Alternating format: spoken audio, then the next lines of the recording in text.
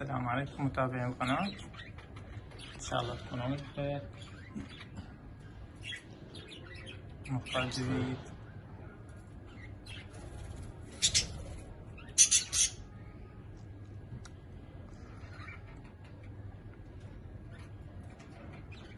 طبعا لحد الآن جاي ننتظر الطيور يبيضن.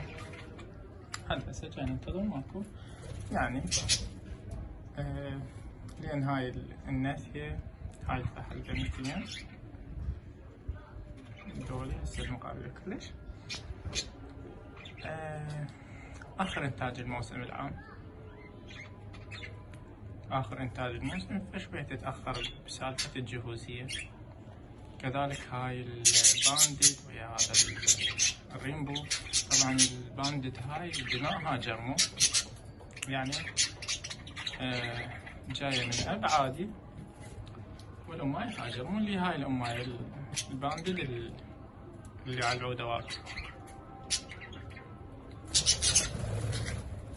بصورة عامة تقريبا الطيور كلهم نسل واحد، اللي هم جايين من الأب. هاي اليوم البانديت الدماء اللي قلنا عليها اللي هي أقصى جهة اليسار،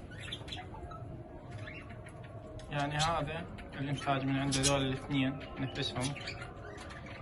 كذلك ذاك زوج البانديت واللي على القفص بالأخير واللي على العودة اثنيناتهم من إنتاجه هو.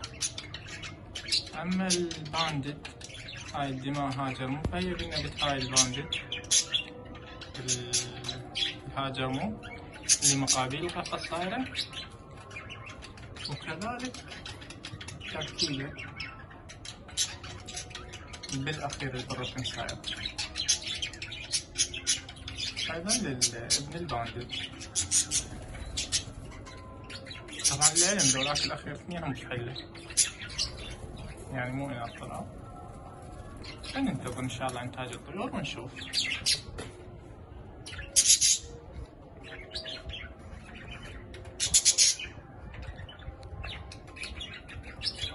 يعني حاليا إن الطيور لازم من البيوت جاي يدخلن للأعشاش، ينظفن بالأعشاش مكان كذا. بس لحد هسه ما جاي ما واصل ما يبيضن. اللي يشبهكم إنه المكان جديد، نقلهم جديد أول فترة. هاي تقريبا هسه حاليا كمل شهر من نقلناهم من هذا المحمية لهاي القفص، فمن الطبيعي إنه راح يتأخرن بالإنتاج، ما راح ينتج بالبداية. وأنا كنت متوقع هذا الشيء، أتوقع يعني أكثر بعد. فالحمد لله سوالفة الطيور والزاوجات وللعلم يعني كلهم مو مزاوج، هم من نقلتهم احنا ما كانوا مزاوج فرادة. لأن هذا الفحل هذا الريمبو زوجته ماتت. كذلك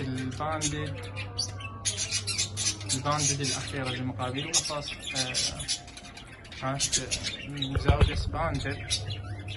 فالسبانجل أنا بعته لأن ما ردت أخلي لها،